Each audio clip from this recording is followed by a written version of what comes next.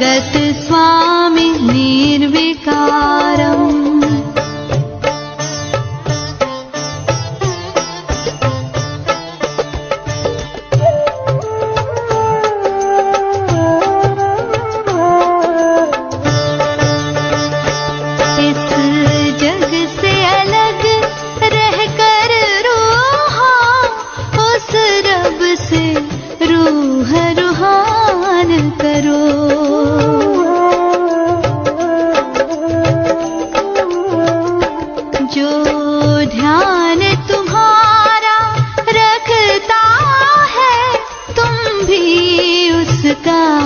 कुछ ध्यान करो, तुम भी उसका कुछ ध्यान करो। ओम शांति।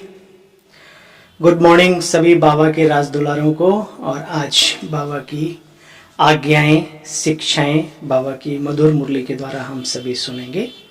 तो बाबा कहते हैं, मीठे बच्चे बाप को याद करने की भिन्न भिन्न युक्तियां रचो, पुरुषार्थ कर अपना चार्ट रखो, थको नहीं, तूफानों में अडोल रहो।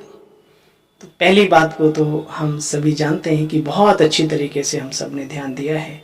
विशेष भिन्न भिन्न कमेंट्रीज के माध्यम से अपने मन को बाबा पर टिकाने का अभ्यास हम सब कर ही रहे हैं। बाकी और बातों का भी हमें ध्यान देना है। मीठे बच्चे बाप को याद करने की भिन्न भिन्न युक्तियां रचो, पुरुषार्थ कर चार्ट रखो, थको नहीं, तूफानों में अचल अडोल रहो। ये आज की हेडलाइन है। बाबा ने पूछा, बच्चों को अपना कौन सा अनुभव आपस में एक दो को सुनाना चाहिए। जब भी मिलो एक दूसरे से तो विशेष कुछ ऐसी बातों का लेन देन जरूर करो, है ना। वो कौन सी बातें? बाबा ने कहा, हम बाप को कितना समय और कैसे बैठकर याद करते हैं, क्या अभ्यास करते हैं, आदि आदि। भोजन के समय बाप की याद रहती है या अनेक प्रकार के हमारे अंदर विचार आ जाते हैं। बाबा कहते, बच्चे ट्राई करके तो देखो, भोजन पर बाप के सिवाय कोई दूसरा कुछ याद तो नहीं आता है। फिर आपस में एक दो को अनुभव सुनाओ। कोई भी दर्दनाक सीन देखते हमारी स्थिति आज कैसी रही, इसका भी अनुभव सुनाना चाहिए। शेयरिंग करो एक दूसरे के साथ, इधर उधर की मायावी बातें कचर भचर की बजाय ये बाबा कहते हैं अपने अनुभव शेयर करो। आज अमृत वेला हमारा कैसा हुआ, बाबा का जो है भोजन करते समय बाबा की याद रही नहीं रही, क्या हमारी स्थिति रही, कोई भयानक परिस्थिति आ गई आज मेरे जीवन में, सामने कोई ऐसा दृश्य आ गया तो क्या अवस्था रही। इन सब बातों का आदान प्रदान करने के लिए आज बाबा ने विशेष छुट्टी दी। गीत, लाख जमाने वाले डाले ताले, ना वो हमसे जुदा होंगे और ना उल्फत दिल से निकलेगी। वो दो गीत एक में जोड़ दिए मैंने, लेकिन ये गीत उसी टाइप का है। ओम शांति। मीठे मीठे बच्चे अब बेहद के बाप को कैसे भूलेंगे, जिससे बेहद का वर्षा मिलता है उसकी याद में ही करामात है। सुना, बड़े बड़े कार्य यज्ञ के योग बल से ही हुए, तो सारे बल एक तरफ, तपस्या का बल एक तरफ।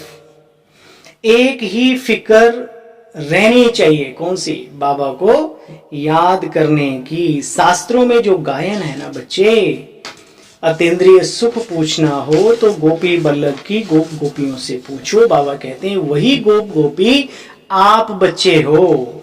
बच्चों की बुद्धि में रहना चाहिए, हम ब्राह्मण इससे यज्ञ के हैं, ये यज्ञ हमारा है। बाबा ने हमको निमित्त बनाया है। तो निमित्त आत्माएं कैसी होती हैं?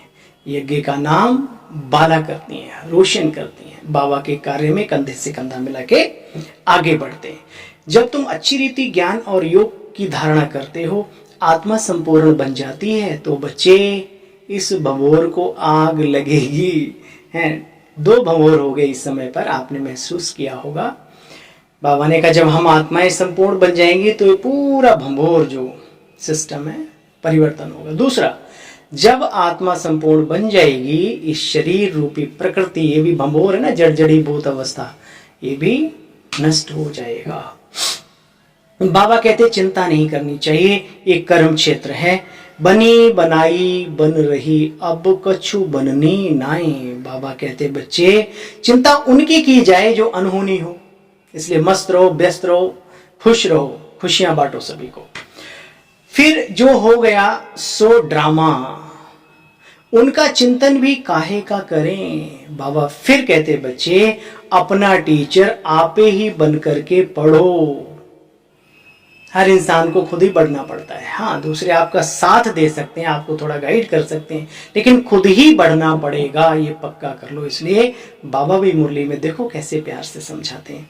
बाबा कहते हैं, ये बाबा भी अपना मिसाल बताते बच्चे, देखो मैं भोजन, ये बाबा ना ब्रह्मा बाबा, मैं भोजन करता हूँ, बहुत कोशिश करता हूँ बाप की याद में रह कर के भोजन पूरा करूं, परंतु बच्चे भूल जाता हूं। कितनी ऊंची बात, दिल घायल हो जाता है बाबा के सत्य बातों पर। ब्रह्मा बाबा भी कम नहीं थे, जो अंदर की बात है वो बच्चों के सामने रख दी, बच्चे मैं ही भूल जाता हूं। तो बाबा ने कहा, मैं तो समझता हूं जब मुझे इतनी मेहनत लगती है तो मेरे बच्चों को तो बहुत मेहनत होती होगी। अच्छा बच्चे, तुम ट्राई करके देखो, याद में रह करके देखो। बाबा खुद अपना अनुभव सुनाते हैं। बाबा ने जिसमें प्रवेश किया, बाबा कहते बच्चे यह भी तो पुरुषार्थी है ना भाई, संपूर्ण तो बाबा नहीं बने ना, वो भी तो हमारे आपके जैसे, यह भी तो पुरुषार्थी है। इन पर तो बच्चे बड़े झंझट हैं। बड़ा कहलाना, दुनिया में कहावत है, बड़ा कहलाना बड़ा दुख पावना। तो यहाँ दुख की बात नहीं, लेकिन नेचुरली है, जिसके ऊपर रिस्पॉन्सिबिलिटी होती है उसका मन बुद्धि चारों तरफ लगा रहता है कार्यों में, कैसे ही कार्य बाबा का आगे बढ़े, क्या है, आदि आदि आदि। तो बाबा कहते तुम बच्चे तो फ्री हो वहां बाबा के पास मधुबन में, तुम्हारे ऊपर तो कोई चिंता नहीं, तो आप ट्राई करके देखो बाबा की याद में निरंतर रहने की। अच्छा, जो जितनी मेहनत करेंगे उतना फल पाएंगे। कम पुरुषार्थ नहीं करना चाहिए, सारी मेहनत याद की और आप समान बनाने पर है। इसलिए बाबा कहते हैं जितना हो सके सर्विस करना सीखो। तुम बच्चों को साक्षात्कार भी हुआ था। इस ईश्वरी विश्वविद्यालय की बातें सिर्फ बातें नहीं, प्रैक्टिकल शिव बाबा ने एक को नहीं अनेकों को वो अनुभूतियां कराई कि सतयुगी दुनिया क्या होगी, आदि आदि, वहां पर क्या क्या होगा। तुम बच्चों ने साक्षात्कार भी किया हुआ है, कैसे गुफाओं खानियों से जाकर के सोने हीरे आदि ले आते हैं भर भर के। ये साइंस तुम्हारे लिए रिफाइन होते होते सब कुछ फुल प्रूफ हो जाएगा। ये पिछाड़ी की बातें हैं। चोर लूटने आते हैं, फिर तुम्हारी शक्ति का रूप देख करके भाग जाते हैं। चोर लूटने तो आएंगे बच्चे, तुम बाप की याद में खड़े होंगे तो वो भाग जाएंगे, लेकिन कब? जब तुम बाप की याद में खड़े होंगे तब। डर गया सो गया माया के चक्कर में, मर गया। बाबा कहते हैं कितना मीठा बाबा है।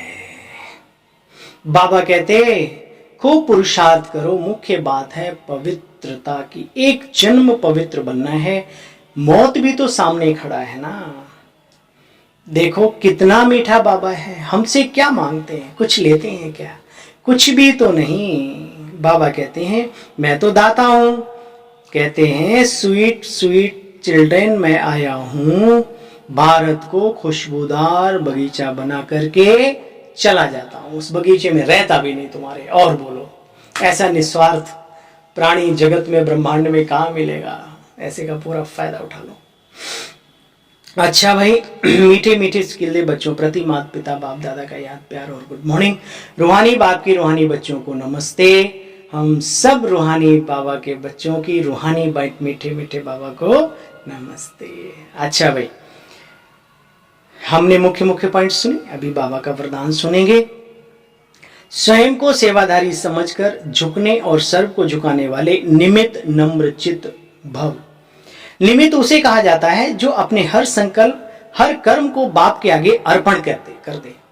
निमित्त बनना अर्थात अर्पण होना। सिर्फ व्हाइट कपड़े डाल के निमित्त हो गए नहीं, बाबा ने उसकी डेफिनेशन आज बहुत गहरी सुनाई। बाबा ने कहा निमित्त बनना अर्थात अर्पण होना, और नम्र चित्त वह है जो झुकता है। जितना संस्कारों में संकल्पों में झुकेंगे उतना विश्व आपके आगे झुकेगी। झुकना अर्थात दूसरों को झुकाना। यह संकल्प भी ना हो कि दूसरे भी हमारे आगे कुछ तो झुकें। जो सच्चे सच्चे सेवाधारी होते हैं वे सदैव नम्र होते हैं और झुकते हैं, कभी अपना रोब नहीं दिखाते। और निमित्त को तो झुकना ही चाहिए, तभी वट वृक्ष बन करके विशाल सेवाओं के निमित्त ऐसी आत्माएं बन जाती हैं, बन सकती हैं। स्लोगन, अब समस्या स्वरूप नहीं बनो, समय को देखते हुए समय की पुकार है। हे आत्माओं, बाबा स्लोगन में बोल रहे हैं, अब समस्या रूप नहीं बनो, समाधान स्वरूप बनो।